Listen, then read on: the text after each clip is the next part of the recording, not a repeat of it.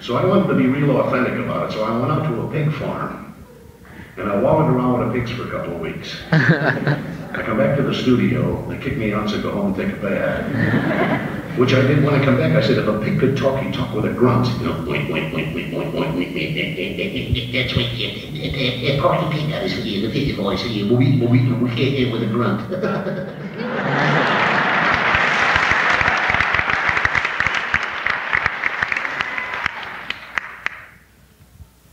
That was in 1937. In 1938, they showed me a picture of a rabbit.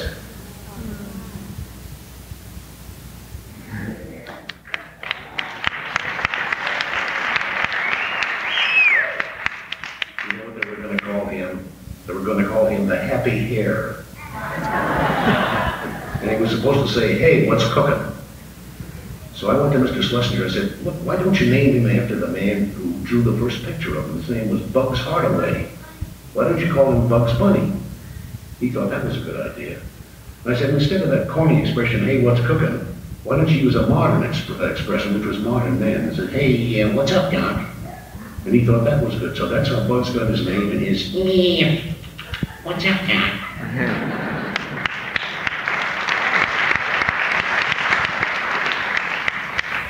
Can we turn on the lights? I'd like to see who's in the audience. Lighten up, let's see what's good. Oh, there's people out there. You know, a guy came up to me the other day. He said, hey, I got a great Polish story for you. I said, wait a minute. I happen to be part Polish myself. He said, okay, I'll tell you slowly. He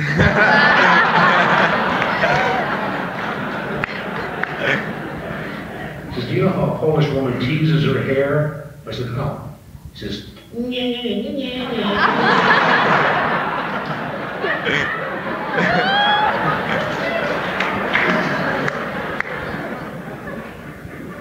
he said, there was a Polish fellow walking in the park with a friend of his. A bunch of pigeons flew by, and one of them did it all over this Pollock's head. The other guy said, oh my God, wait, I'll run and get some toilet paper. The Polish fellow says, no use, the board will be gone by the time you get back. Well, we should make fun of the Polish people. After all, in the year 1532, they invented the toilet seat. In 1538, the French invented a hole for it.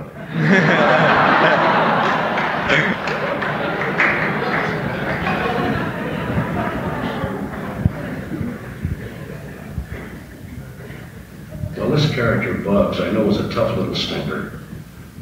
You know, they always show me a picture of the character that they want the voice for, and they tell me what he's going to do in the picture. They show me like a storyboard, still pictures of what this character is going to do. And I thought, he's a real little tough stinker. What kind of a voice can I get for him? And I thought maybe Brooklyn or the Bronx.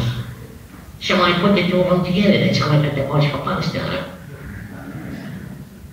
And the same man, Bugs Hardaway, went over to Walter Lantz to work, and he invented this crazy little woodpecker.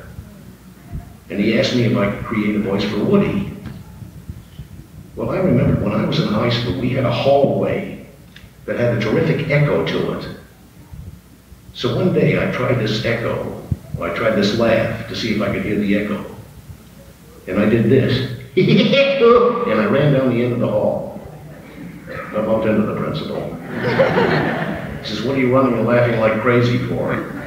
I said, well, I just wanted to hear my echo. I wanted to hear if I sounded. Well, he almost kicked me out of school, but thank God he didn't. Because when I was asked to do this Woody Woodpecker, I remember this laugh with a little pecking at the end.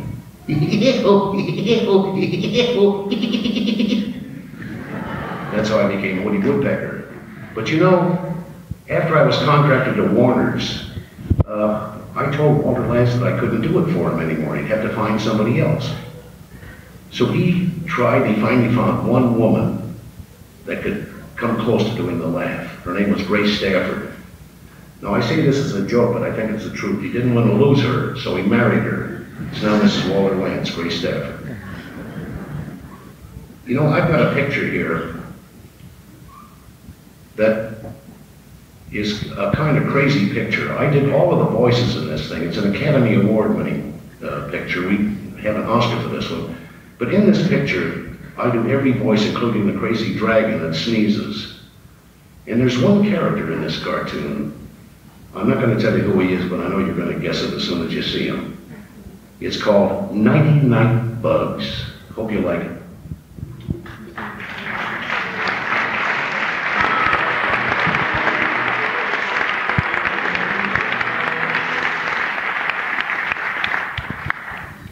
I knew you'd know the character. That's Yosemite Sam. They told me I had to create a voice for him. They said he was only 2 feet tall. And that he had to be noticed in pictures. What kind of a voice could I give him that would make him noticeable? So I gave him one that made him noticeable. My name's Yosemite Sam. I'm a roughest, toughest cowboy I ever shot a gumdrop.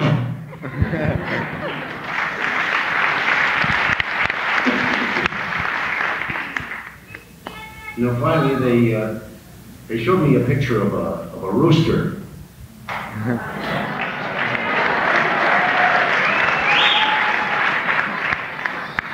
And I remember when I was a kid, I went to a vaudeville show and I heard a hard-of-hearing sheriff. This guy would say, "Hey there, I know what you say, boy? Not so loud, eh, Steve?" And I thought this would make a good character as a rooster, a big chicken. Only I made him a southern chicken. And there was a little tiny chicken hawk. I had to create a voice for him too. And this little hawk came up to this chicken and said, "Hey, I'm looking for chickens. You know I can find myself a chicken?" I say, boy, pay attention, boy. You say you're looking for chicken? Well, look, see that sign over there, son, that says D-O-G. That spells chicken. Go get him.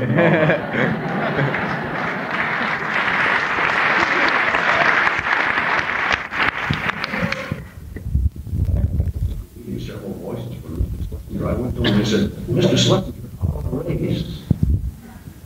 He said, "What do you want to make more money for? You just have to pay more taxes."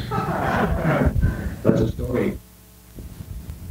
So I said, "Well, at least give me screen credits. You know, put my name on the picture. Give me voice artist a screen credit." I said, "Well, you won't give me the raise. Give me the screen credit."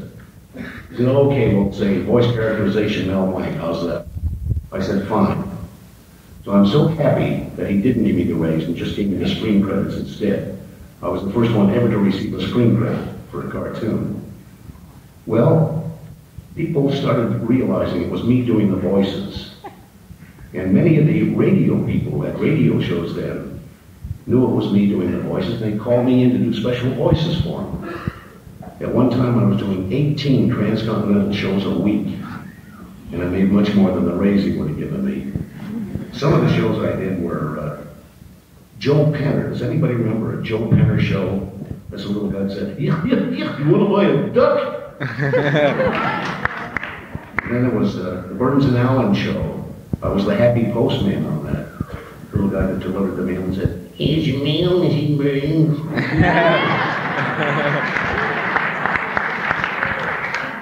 Keep smiling, Mrs. Burns.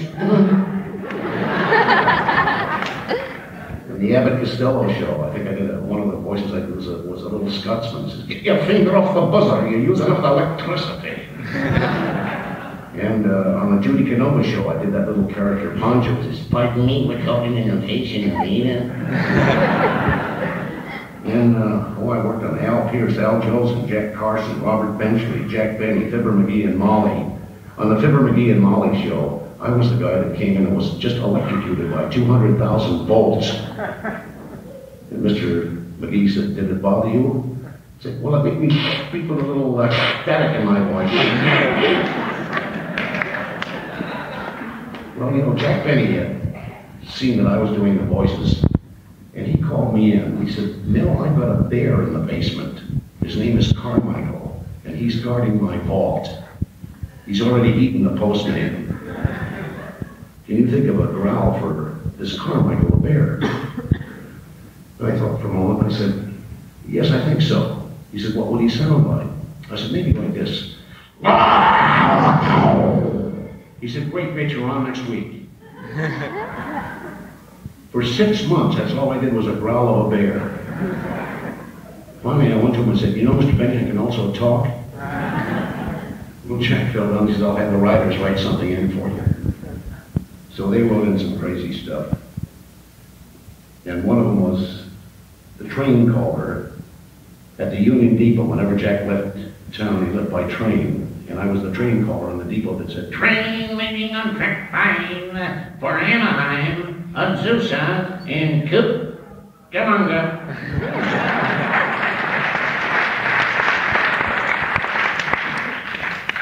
Everybody beats me to Cucamonga. But you know, a lot of people didn't think that there were really towns, Anaheim, Azusa, and Cucamonga. But Anaheim now has Disneyland, and Cucamonga is a little wine section out towards San Bernardino. And Azusa was named AZUSA, everything from A to Z in the USA. Azusa, that's how it got its name. There were really towns. People were amazed to hear that. You know, I also did a voice for Jack in place of his parrot. He couldn't get his parrot to come in on cue. And he said, "You know, can you do a parrot?" And I said,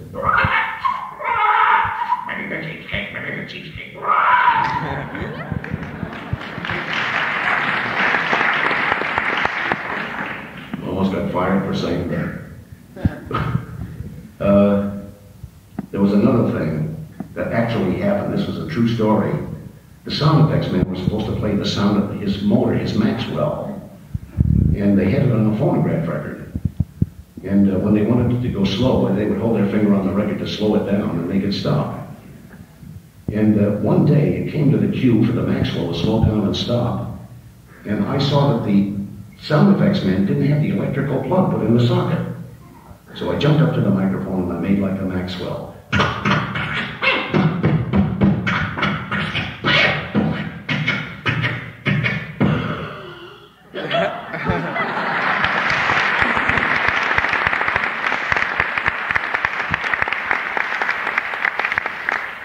Jack, I said, "You are now my Maxwell." You know, the writers, they didn't think I could do certain things. They wanted to throw me a curve. So one of the writers writes into the script, "Mel Blanc is the sound of a goldfish." They thought they could stump me, but by God, I was persistent. I said, "I'm going to try it." So it came from the cue to me the sound of the goldfish, and this is what I did.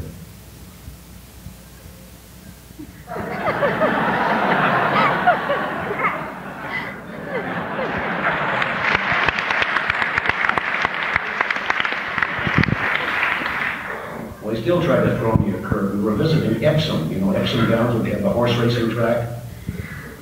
And one of the writers writes into the script, "Mel Blanc does an English horse whinny." He underlines English. Now, how can you tell the nationality of a horse? I didn't say anything. I did what they asked me to. It came to the English horse whinny.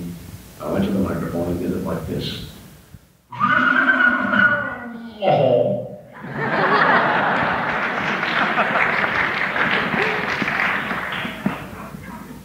You know, I wanted to learn dialects, and I had already been doing Jack's violin teacher, Professor Levine. Says, "Please, Mr. Benny, the violin lesson is over.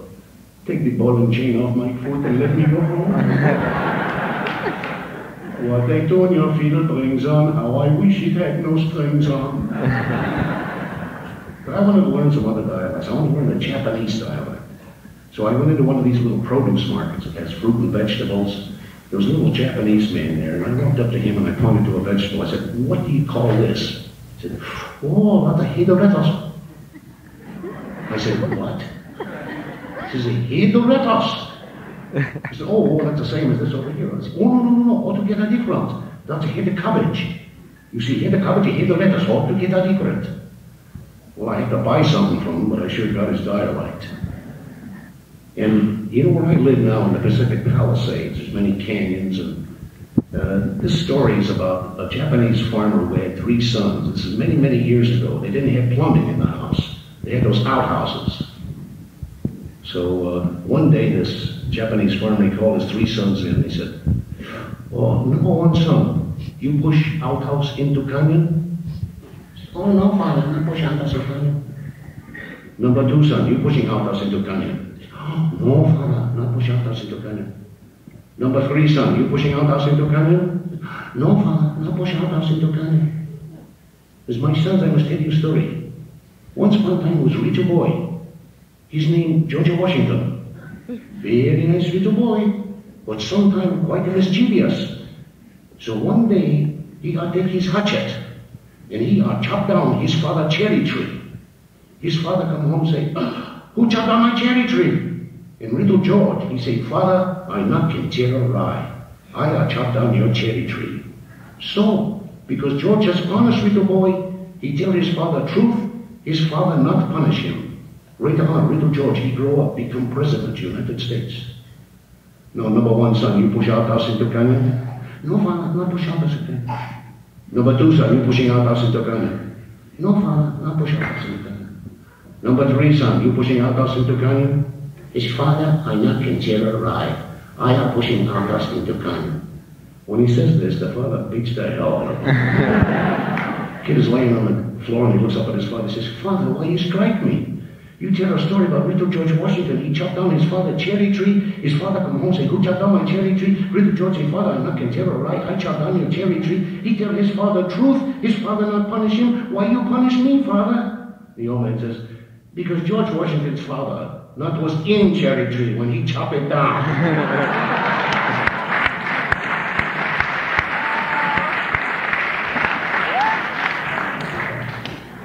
I wanted to learn a Mexican dialect.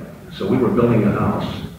There was a little Mexican fellow out there, and perspiration was rolling off him. His shirt was wet. He was shoveling and shoveling. And I walked up to him and I said, what are you doing? He said, boy, I got to work for one fellow to do it one day. I got to move 5 feet of work from here over to there to make room for the foundation, I think. Well, I couldn't buy anything from him, but I got his dialect. Later, I used that on the Judy Canova show. That, pardon me for talking in your face, senorita. And still later, Jack Benny heard that I did this Mexican voice. And one day I put a sombrero on my head, a serape over my shoulder, came in with a guitar. Jack looked at me and said, you came all the way from Tijuana to play in my band? Si. And I see you brought your guitar with you. Si. What's your name? Si. Sorry? Si. And I see you brought a young lady with you. Is that your sister? Si. Well, what's her name? Sue. Sue? Si. Well, what does she do for a living? So. So? Si. That's all there was to the whole routine. That was Jack's favorite. He loved that spot. He used to...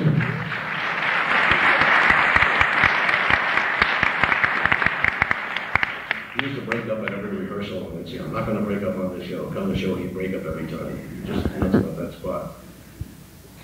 And eventually, that little character turned into a little guy called Speedy Gonzalez.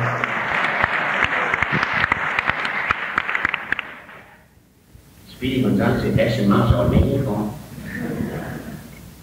And he made one picture and it won an Academy Award. This is the first picture that he made, and it's called, what else? Speedy Gonzalez. Hope you like it.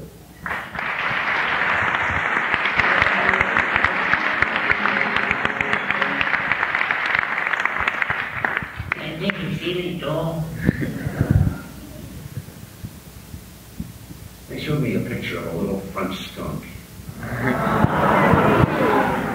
Said he was the world's greatest lover. So I knew that in the pictures at the time that Charles Boyer was considered a great French lover. So I thought I'd give him a voice similar to him. So I gave him this one. My name is Pepe Le Pew. And I chased the pussycat and catch you like he's And that's how Pepe got his voice.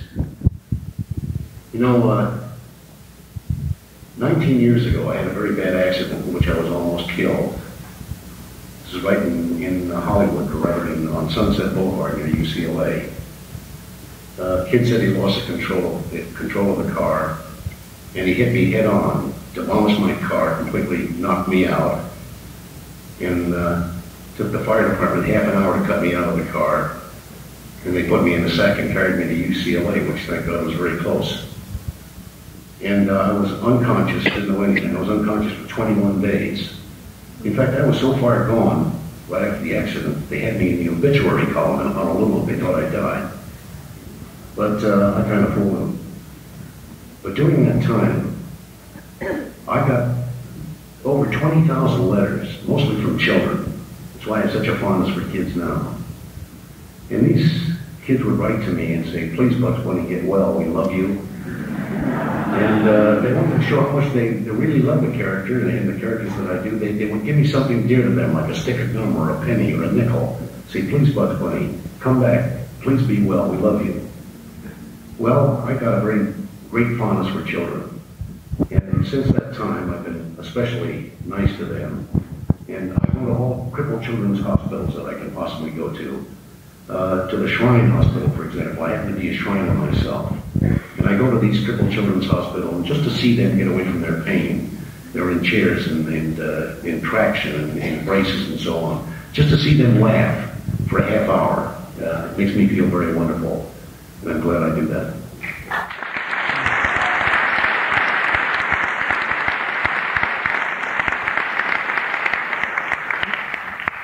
Now they showed me a picture of a crazy duck. I had to create a voice for him. You know, he has kind of a long beak, and they said he was a little egotistical thing, and I'd have to give him a laugh at the end of whatever he said. And so I knew it would be tough to speak, but I still wanted to make it understandable. And so I gave Daddy a thought of a voice like this. Bugs Bunny, you're despicable.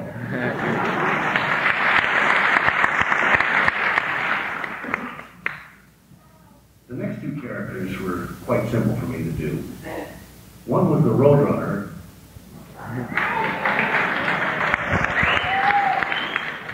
All he has ever said is, beep, beep, beep, beep. And there's Wile E. Coyote.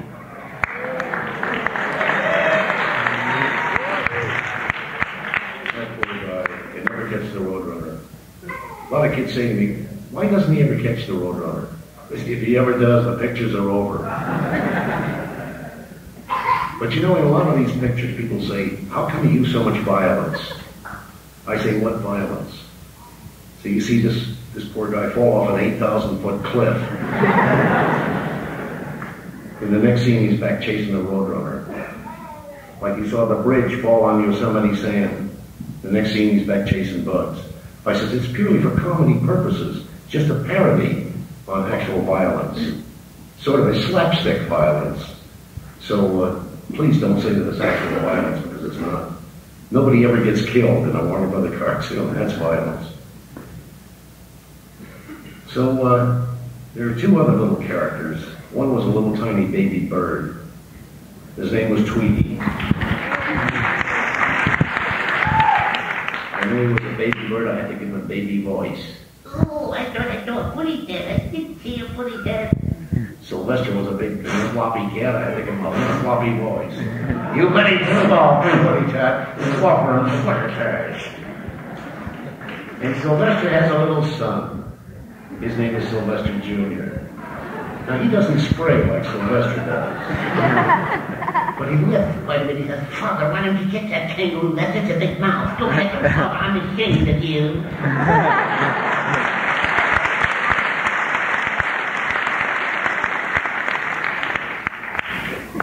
You know, these two characters, this Tweety and Sylvester, they made a picture which was an Academy Award winner. And I might tell you that I had the Oscar personally for this picture. I did all the voices in this picture. And the Oscars are never given for voices. They're just given to the producers and the directors. And this producer, Ed Selzer, had 5 Oscars. And he was feeling ill. He called me over one day. He said, Mel, he said, you deserve one of these Oscars. Which one do you want? So when I die, I'm going to will it to you. I said, don't talk like that. You're going to live a long time. He said, you pick out the one you like. So I picked this one out. And I said, don't be in a hurry to give it to me. I said, do it for a long time. 2 years later, his wife called me. She said, come and get your Oscar. Ed passed away and he left that in his will for you. So I have it at home and I prize it very highly. And it's from the picture Birds Anonymous. Now this is a takeoff on Alcoholics Anonymous. You know, where people who don't drink try to teach people who do drink not to drink. And in this picture, cats who eat birds are taught not to eat birds. Birds Anonymous.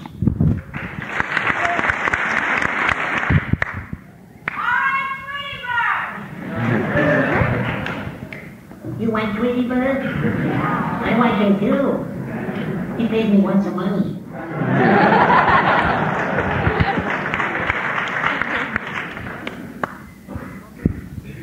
A lot of people ask me what's new, what new voices are you doing? So I have to tell them about a couple I'm doing for Hanna-Barbera. One is Captain Caveman. Now this is a takeoff on Charlie's Angels. This big guy dressed in a fur coat, he pulls little things like dinosaurs out of his coat. It doesn't say much, just Uncle Bunny, Uncle Bunny, Captain Caveman, Uncle Bunny, little boy, girls, And another thing I'm doing for Hanna-Barbera is Speed Buggy. Has anybody seen Speed Buggy? It's the talking automobile. It's just lead the traffic to me.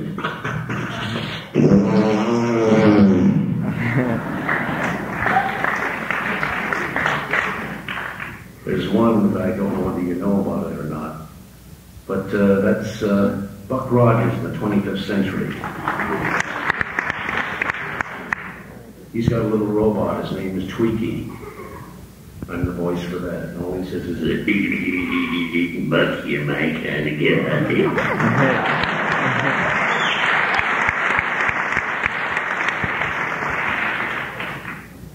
You know, to make one of these little 6.5-minute cartoons you saw, took 125 people 9 months to do, just to make one fully animated cartoon.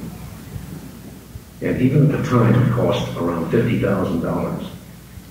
So that's the reason they're not making them now, because it would cost maybe between $300,000 and $400,000 to make one now, because prices are going up so high. And the cartoons you see today are all done in limited animation. This costs about 1/10 the price of a fully animated cartoon. That's why they're, should I say, not so hot as they used to be. I feel kind of sorry for them, but they can't afford to do any different.